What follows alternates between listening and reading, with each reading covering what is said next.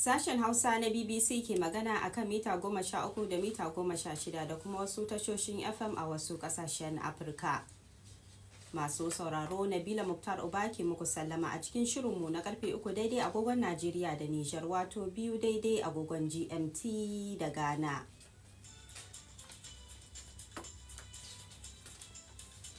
A cikin shirin za ku ji cewa hauhawar farashin kayayyaki ta karu a Amurka, abinda ya disashe ta gomashin da Kamala Harris ta samu a muhawarar ta da Donald Trump. Prime Minister Ukraine ya roki Amurka da Birtaniya da su baiwa kasarsa damar amfani da makamai masu cin dogon zango don kare har-haren Rasha. A Najeriya, hukumomi a jihar Borno sun yi karin haske kan barnar da mummunar ambaliyar ruwan da ta afku a birnin Maiduguri ta haddasa.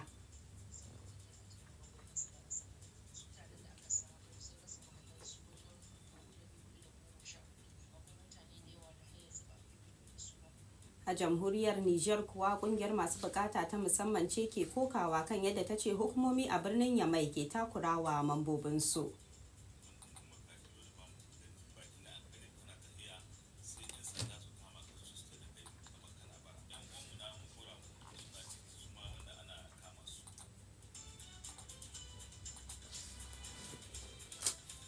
To muna tafa da duka waɗannan rahotannin, amma sai bayan Rabi'atu Kabirunka ta karanto mana labaran duniya. Tashin farashin makamashi a Amurka ya sanya hauhawar farashin kayayyaki ya ƙara ta'azzara a watan Agusta, wanda shine wata na biyu a jere da hakan ke faruwa. Sai dai wata ƙididdiga da gwamnati ta fitar ta nuna cewa tashin farashin muhimman abubuwan rayuwa da suka hada da abinci da makamashin ta ɗan ragu.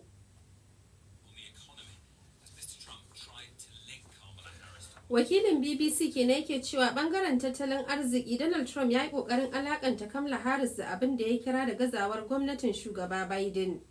Ana ganin irin wannan labarin ka iya disashe ta komashin da ake ganin Kamala Harris ta samu a muhawarar da ta yi jiya da abokin karawar nata, wato Donald Trump.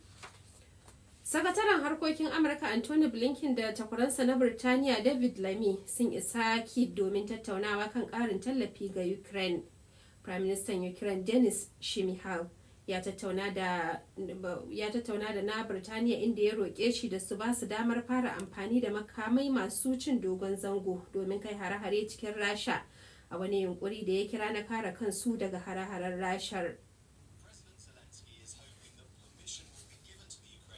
Wakilin BBC ya ce shugaba Zelensky na fatan Ukraine ta sami izinin amfani da makaman na Amurka da Birtaniya masu cin dogon zango waɗanda suke da su ajiye a ƙasa.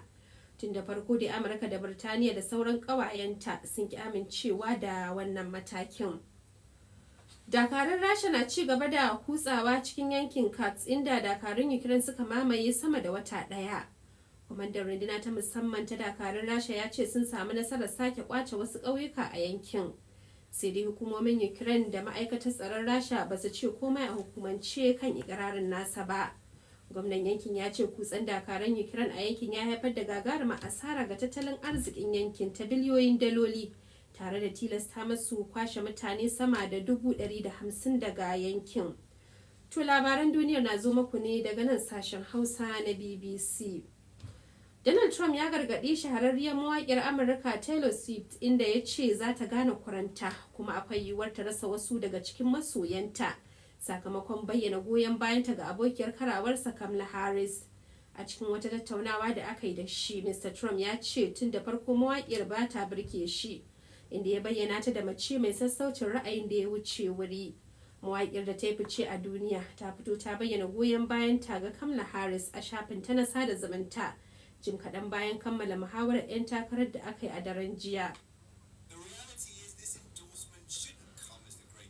Wakilin BBC ya ce zancen gaskiya bai kamata goyon bayan na Swift ya ba da gagarumin mamaki ba idan aka yi la'akari da yadda a 2020 ta fito fili ta goyi bayan takarar Biden da kuma Harris din. Masu sharhi na ganin cewa goyon bayan Swift mai ɗimbin masoya ka iya yin tasiri ga zaben shugaban ƙasar na Amurka. Ofishin jakadancin Amurka a Iraki ya tabbatar da cewa an kai hari kan wata cibiyar Amurka a cikin daren jiya Talata. Ofishin jakadancin ya ce babu rahoton mutuwa yayin da harin aka kai shi akan cibiyar da ke kusa da filin jirgi na babban birnin kasar Baghdad. Jami'an tsaro sun ce rokoki biyu sun fada kusa da wata cibiyar sojin Amurka da ke yankin. Harin dai na zuwa ne sa'o'i gabanin zuwan sabon shugaban kasar Iran zuwa birnin. To ƙarshen labaran duniyar kenan daga nan sashen Hausa na BBC. Rabi'atu Kabir Ronka kenan.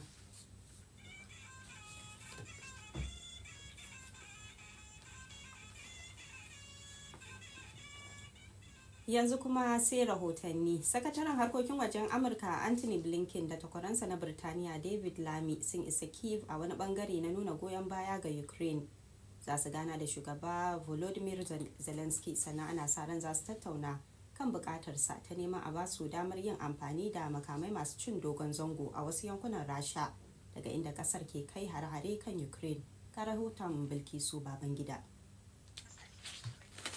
Watsi da waɗannan bukatu ya zuwa yanzu, amma shugaban Biden ya bayyana a ranar Talata cewa manufofin Amurka game da batun za su iya sauyawa.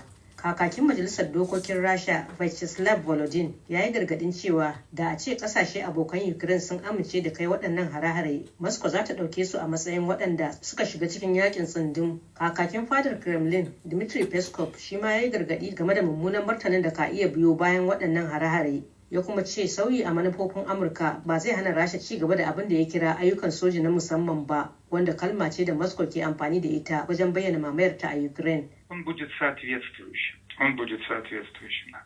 Ya ce martani shine zai zama daidai. Babu wani amfani a yi tsammanin wasu martani kuma daga wani wuri. Ga dukkanin matakan, ayyukan soji na musamman su ne martanin. Amurka da Birtaniya sun nuna turjiya game da barin hakan ta faru da fargabar ƙara bazuwar faɗan, amma kuma Kyiv ta nuna zakuwa matuƙa wajen amfani da waɗannan makamai masu linzami don kai hari akan sansanonin tashi da saukar jiragen yaƙi a Rasha da ake amfani da su wajen ƙaddamar da munanan hare-haren bam akan Ukraine. Akwai alamun cewa Amurka ka iya sassauta matakan da ta tsaurara. Shugaba Biden ya ce yana ta nazari a tsawon dare akai a yanzu, kuma yana sa ran tattaunawa a kan batun da Firaministan Birtaniya Keir Starmer, wanda ake tsammanin isarsa Washington. Rahoton Bilkisu Babangida kenan. To idan muka je Najeriya, hukumar bayar da agajin gaggawa a kasar ta ce mutum 37 sun mutu yayin da fiye da 400 suka rasa mahallansu sakamakon ambaliyar ruwan da ta afko a birnin Maiduguri na jihar Borno a jiya Talata. Nema ta kuma ce adadin waɗanda ibtila'in ya shafa zai karu yayin da ma'aikata ke ci gaba da aikin kubutar da waɗanda suka makale da kuma waɗanda suka mutu. Hajiya Zubaida Umar ita ce shugabar hukumar ta Nema, ta kuma yi wa Raliya Zubairu ƙarin bayani. Maiduguri na ga abin tashin hankali don ruwa ya ci garin Maiduguri ba kaɗan ba. Ga mutane nan zube ko ina kana kallo, an koro su daga cikin gidajensu, sai dai a ce Allah ya sawaka. Kamar kashi nawa ne cikin 100 na birnin wato ruwa ya mamaye? Wai ina iya ce miki kusan kashi 40 na cikin garin ruwa ya mamaye shi baki ɗaya. Wani irin hali mutanen mazauna birnin Maiduguri suke ciki yayin wannan rangadin da kika yi? Wato dole a jinjina ma jihar Borno don sun yi kokari sosai. Za ki ga mutane sun fito, kowa a tsorace yake, amma an yi iyakacin kokarin da za a yi. Maganan nan da nake miki an buɗe kan kusan guda 8. Na samu na je na ga wasu daga cikinsu inda aka mai da jama'a, kuma ana ta bada abinci, ana kokarin yadda za a yi dai a ga cewa mutane sun samu tallafi kafin a samu kowa ya koma gidan shi. Ko kuna da wata ƙididdiga game da yawan mutanen da wannan ambaliyar ruwa ta shafa waɗanda suka rasa wato matsugunansu kenan? Wato yanzu a namu ƙididdigar mutanen da aka samu sun rasa mahallansu wajen 414 ne. Amma kamar yadda na yi bayani da farko, akwai mutane da yawa da har yanzu ba a fito da su ba. Yanzu magana nan da ake yi, akwai wani wuri da ake kira Sheikh Ibrahim Saleh Mosque. Akwai mutane da yawa da yanzu ne ake kokarin a cicciro su. By the time aka haɗa duka wannan, za ki ga abin zai iya kai miliyan 1. To game da asarar rayuka, ko akwai wata ƙididdiga? Yau kusan mutum 37 ne suka rasa rayukansu. Akwai tanadin da hukumar ku ta yi wajen samar da abinci da ruwan sha da sauransu haka ga waɗanda suka rasa mahallan nasu? Kwarai, tanadi wanda muka ba ma na abinci kaɗai ba, tanadi sosai. In kin lura za ki ga tun da abin ya faru har da su kwale-kwale, mun samu masunta, mun samu jiragen ruwa, mun shiga muna ta cire mutane. Yanzu haka magana nan da nake miki, jami'anmu suna nan sun shiga cikin suna anguwan Simari da kuma Lagos Street ana ta cicciro mutane. Sannan mun kai motocinmu wato waɗanda suke tace ruwan sha yadda mutane za su samu ruwan sha don muna tsoron aukuwan cututtuka da zai iya tasowa. Jiya kin gani ruwan nan da muka shiga har kusan kamar zai shanye mutum da bai da tsawo wannan ruwa zai iya shanye shi, saboda haka ruwan sha ma ya zama abin damuwa. Haka kuma mun kai musu tenti yana nan kan hanya za a je a kakkafa yanda in ɗakunan da jiha ta tanadar musu yayi kaɗan wasu suna iya komawa cikin tentin su zauna. Yawa sannan a namu gefen kuma mun samu abin da muke kira disaster response units ɗinmu sun je wurin wato sassan da suke amsa ibtila'i in abu haka ya faru mukan kira sojoji, 'yan sanda, red cross, civil defense duk suna wurin ana ta ba da agaji. Haka nan kuma mun kai mobile clinic ɗinmu wato asibitin tafi da gidanka wanda mun sake tura magungunan su je mutanen da suke cikin camps da likita mun samu daga military hospital likitoci yadda za su rika ba da magani da agaji. Kisan ita kanta babban asibitin da ke cikin Maiduguri wannan ya ce Hajiya Zubaida Umar shugabar hukumar bayar da agajin gaggawa ta Najeriya nema. Ta hukumar yaƙi da sha da fataucin miyagun ƙwayoyi ta NDLEA a Najeriya ta bayyana cewa mutum fiye da 20 da ke takarar shugabancin karamar hukuma ko kansila a jihar Kano na ta'amali da miyagun ƙwayoyi. Hukumar ta ce 'yan siyasa da dama sun kai kansu inda aka yi musu gwajin miyagun ƙwayoyi gabanin su tsaya takara a zaben ƙananan hukumomin jihar. Hukumar zaben jihar Kano ta ce wajibi ne ga kowane ɗan takara ya yi gwajin ƙwayoyi. Daga Kano ga ƙarin bayanin da Zaharaddin Lawan ya aiko mana. Da cewa 'yan takara da dama sun je ofishinta inda aka yi musu gwaje-gwajen shan miyagun ƙwayoyi sakamakon umarnin da jam'iyyunsu suka ba su na yin hakan. Shugaban hukumar na Kano Abubakar Idris Ahmad ya ce kawo yanzu sun gano fiye da mutum 20 waɗanda gwajin ya nuna cewa suna mu'amala da miyagun ƙwayoyi nau'o'i daban-daban. A yanayin yadda abin yake shine yawanci sun zo ne ba wai kaman ita hukumar zaɓe ce ta turo su zo ba, kuma babu wani takarda daga wajen wata jam'iyya ne da ta turo su. Kowane ɗan takara da yake bukatan tsayawa takara yakan taho da kansa ya zo, ina tsammanin saboda hada sharaɗi ne da ita jam'iyyar su sa sai sun kawo mata wannan takarda cewa ba sa ta'amali da miyagun ƙwayoyi. To shi yasa sukan taho a wajen mu kuma alhamdulillahi mun fara tantancewa.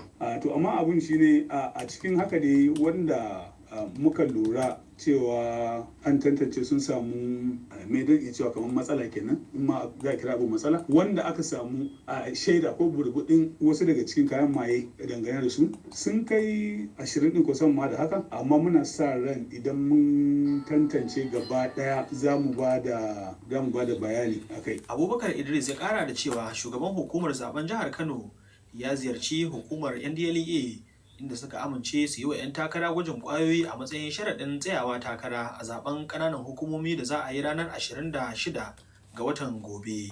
Farfesa Sani Lawan Malumfashi ya ce duk da kai kansu da 'yan takarar suka yi zuwa hukumar ta NDLEA to sai sun sake tura su a yi musu wani gwajin. Ba za mu ɗauke su 'yan takara ba saboda sai jam'iyya ta miƙa mana su cewa su ne 'yan takara din. So idan cikin su wani jam'iyya ta miƙa mana cewa su ne 'yan takara za mu sake tura su NDLEA su domin a sake gwaji. Akwai form da za mu ba su je a sake duba su. Za a ɗauki fitsarin mutum ne nan take mutum zai je kuma nan take shi zai fitsarin kuma a kalbin fitsarin nashi a sa a wannan kitin. Wannan kitin zai nuna abin da yake sha. Idan diazepam kake sha zai gani, idan erzol kake sha zai gani, idan tramadol kake sha zai gani, idan amphetamine kake sha zai gani, duk wasu abubuwa da kake sha zai gani, idan magora kake ci zai gani, idan kofi kake sha zai gani, idan taba sigari kake sha dukkan wannan zai nuna mana kuma zai gaya maka abin da ke sha. Kuma in dai muka samu mutum cikin wannan zamu disqualify ne shi ba zai takara ba. Farfesa Malumfashi ya kara da cewa nan gaba a yau ne za su tsara wata takarda da za su bai wa ɗan takara da jam'iyyarsa ta tsayar da shi takarar shugabancin karamar hukuma ko kansila don ya je NDLEA a yi masa gwaji, inda ita kuma hukumar ta NDLEA za ta kai wa hukumar zaben sakamakon gwajin a hukumance. Ana fatan fara yi wa 'yan takarar da jam'iyyunsu suka tsayar da su gwajin shan miyagun ƙwayoyin a makon gobe. Hukumar zaben jihar Kano ta ce yi wa 'yan takarar gwajin ƙwayoyin zai taimaka a samu shugabannin da ba sa ta'ammali da miyagun ƙwayoyi, kasancewar shan miyagun ƙwayoyi babbar matsala ce da za ta iya jefa mutum cikin yanayin da ba zai iya shugabantar al'umma daidai ba. Zaharaddin Lawan, BBC Hausa, daga Kano.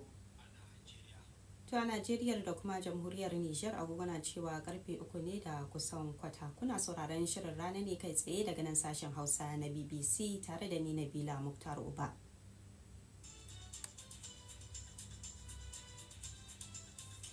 To gaba kaɗan cikin shirin za mu sake komawa Najeriya, amma kafin nan bari mu je jamhuriyar Nijar inda ƙungiyar masu lalura ta musamman ta FMPHN ta koka da abin da ta kira takurawa mambobinta da kama waɗanda ba su ji ba su gani ba.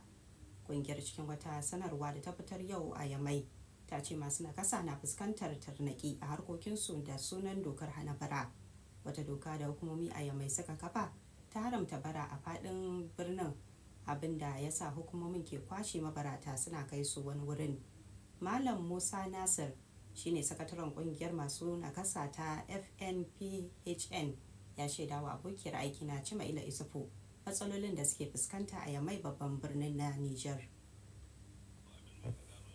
Annan cikin birnin Yamai misali da yawa sai ka ga mu makahi wanda ba mu gani, tunda dole na sai ka tayi da wanda ka shaye mashayinka, to za ka gani bakin da aka gani ka a cikin rompon koko kana tahiya sai 'yan sanda su tsira ka su kama ka su da kai kamar kana bara, kai kuma tayi kana kafe.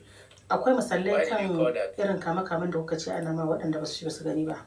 Akwai shi kwarai, kamar misali akwai wani malamin makaranta wanda annan makarantar makafi yana bakin Palais du Sport ya hito an ka ya gwada musu kwamfutar shi fa ba dan barana ba, saboda an gane shi da sanda ta makashi ne an ka rike shi, ya hiddo musu sai da hiddo musu karta kishita sun ka gani ashe malamin makaranta na, kaga maharin sai sun ka kyale shi. Amma mun so a ce gwamnati inda ya shirya da kyawu, tunda duk ƙasa ta duniya in ka ɗauki peyi sai an yi protection social mai ƙarfi. In akwai politik social mai ƙarfi to wallahi za ka ga baran nan zai rage. Kamar a ɗauki matakan na inganta rayuwar al'umma. Na al'umma haka nan na misali. Kuma dole na in ka ɗauka kamar yanzu cikin code penal namu na ƙasa na Nijar gaba ɗaya. An haɗi suwa da suwa ya kamata su yi bara. Bara an hana shi haramun na, amma sai an ka ce mutum wanda na ce kamar wanda adda bukata ta musamman ko wanda adda tsuhuwa sosai, kaga shi cikin code penal an ce yana ita ya bara. To misali inda gwamnati ya samu ya zo ya gane mu shi gwamna na Yamai, wallahi za mu bashi hayya, mu kanmu ba mu son muna ganin jama'an mu suna zuwa suna bara. Kun ce ana wuce gona da iri game da wannan kame inda kuka ce ana kama waɗansu waɗanda ko da suna da larura ba mabarata ba ne. To baya ga makafi, suwa kuma ke fuskantar wannan tarnaki daga cikin masu larura ta musamman. Akwai yan uwanmu namu guramu suna ciki suma wanda ana kama su. Akwai yan uwanmu kamar Zabaya kana ganin su ciki. Akwai da yawa masu ɗan ƙwaƙwalwarsu wadda ba ta yi ba hakan ga masu wani active deficient intellectual ɗan taɓa hankali. To kaga shi in ka ce ka kama shi kai shi ne za ka tunda shi bai ma san ba wai doka ta an ka aza ba, bai iya samu wani labari ke an aza wannan doka. Kaga waɗannan mutane duk ya kamata a samu a musu kai.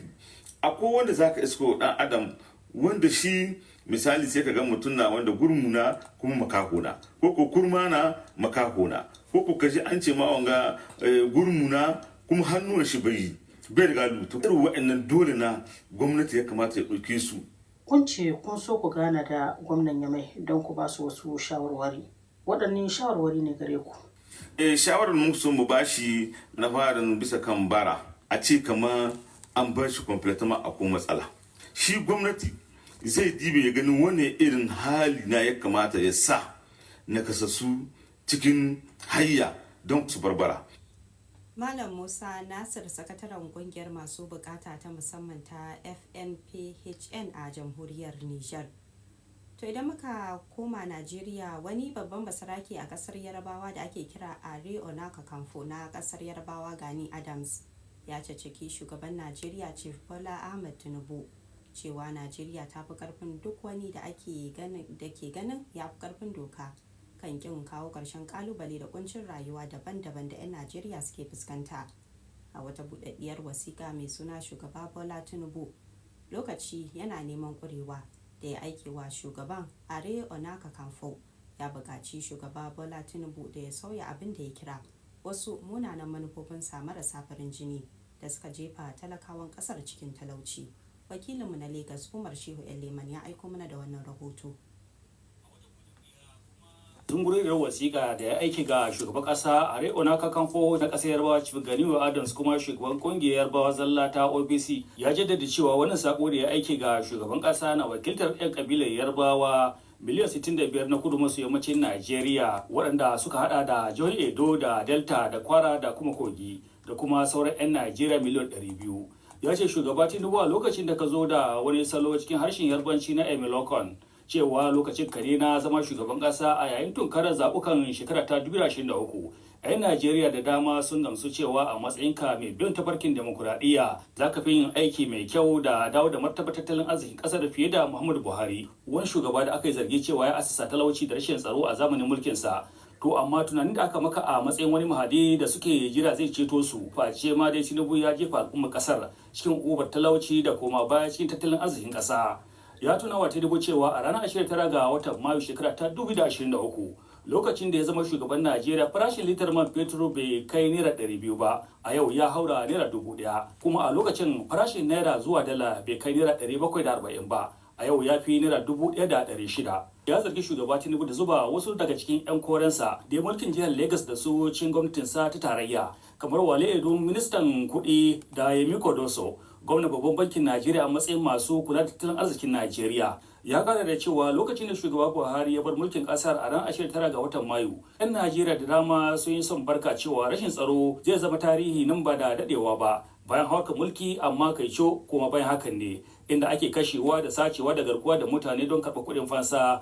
A watan Agusta, 'yan Najeriya da dama a cewar Ganiyu Adams sun fito don nuna ɓacin ransu kan yadda kuke tafiyar da mulkin ƙasar, inda a maimakon a saurari kokensu sai aka tome su da laifin cin amanar ƙasa. Shugaba Tinubu, ina ka taɓa ganin an yi haka a duniyar demokuraɗiyyar duniya? In ji Ganiyu Adams. Sanarwar ta kuma ce 'yan Najeriya da dama sun san irin rawar da ka taka a lokacin da kake gwamna da ma bayan shekara ta 2007 don kalubalantar harin da ake ciki a ƙasa. To amma a yanzu da kuke cin gwamnati zanga-zanga ta zama laifi.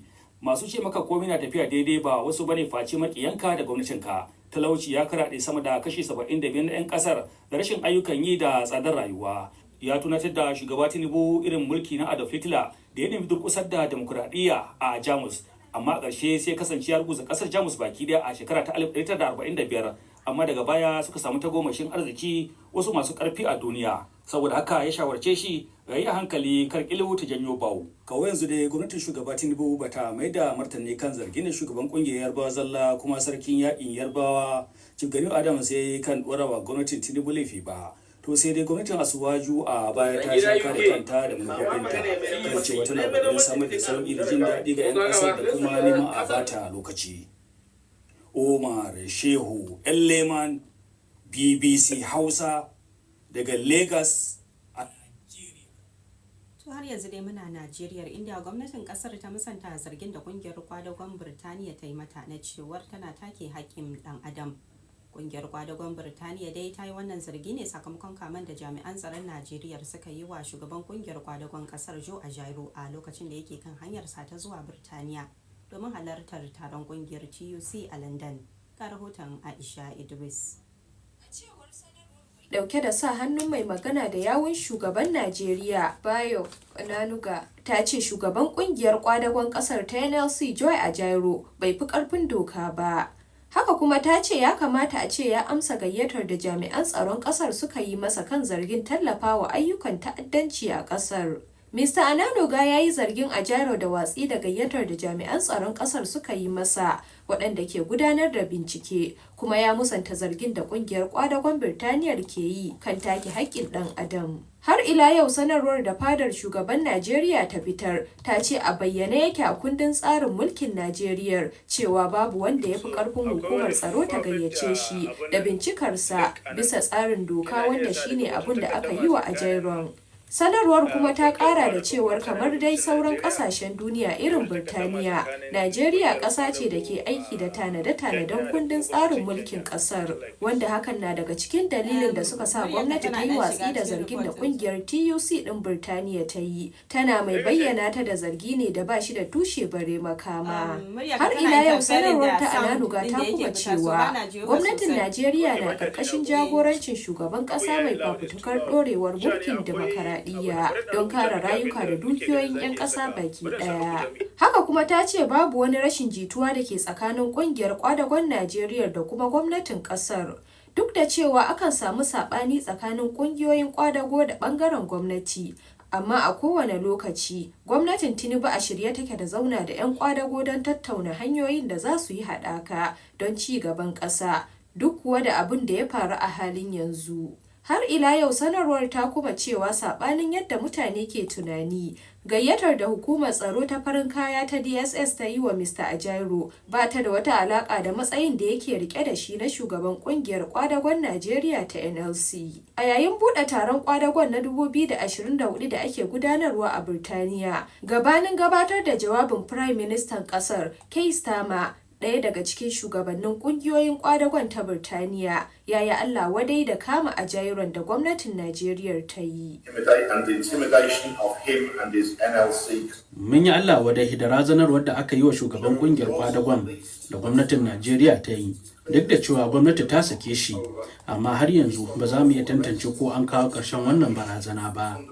Tsare shi da aka yi ya ci karo da dokokin 'yancin 'yan ƙwadago, kuma kama shi a lokacin da yake kan hanyarsa don gabatar da jawabinsa a nan tare da nuna goyon bayansa a gare mu. Ƙungiyoyin ƙwadago da ke Najeriya na da cikakken goyon bayanmu. Mun kuma yi Allah wadai da matakin gwamnatin ta Najeriya, muna kuma yin kira gare ta da ta kawo ƙarshen tuhume-tuhumen da take yi wa shugaban NLC ɗin a Najeriya. A ranar Litinin dinnan ne dai jami'an 'yan sandan sirri ɗin suka kama shugaban ƙwadagon a filin jirgi na Abuja yayin da yake shirin tafiya Birtaniya domin halartar taron ƙungiyar ƙwadago ta ƙasar Birtaniya wato TUC. Sai dai bayan sa'o'i 15 DSS ɗin suka sako. A gaida Aisha Idris da wannan rahoto. To daga batun takaddama tsakanin kungiyar kwadagon Birtaniya da gwamnatin Najeriya sai na wata takaddamar tsakanin gwamnatin Kenya da 'yan kwadago a kasar. Inda kungiyar ma'aikatan sufuri a Kenya suka ce suna tattaunawa da gwamnatin Kenya domin kawo karshen yajin aiki da mambobin kungiyar suka shiga a babban filin jirgin sama na kasar. Matakin ya zo ne sakamakon durkusar da hada-hada a babban filin jirgin saman kasar ta Kenya sanadin yajin aikin da ma'aikatan suka tafi domin nuna adawarsu ga ƙudurin gwamnati na jinginar da filin jirgin saman ga wani kamfanin Indiya. Ɗaruruwan fasinjoji ne dai suka makale a filin jirgin sama na Jomo Kenyatta da ke zama babban filin jirgin sama da matafiya a shiyar gabashin Afirka ke yada zango. Ka rahoton Bilkisu Babangida. Kan kama a yayin da ɗaruruwan matafiyan da suka makale ke dakon zaman jira da hakan ya shafi ayyukan tashi da saukar jiragen a filin saukar jiragen sama mafi hada-hada a kasar ta Kenya.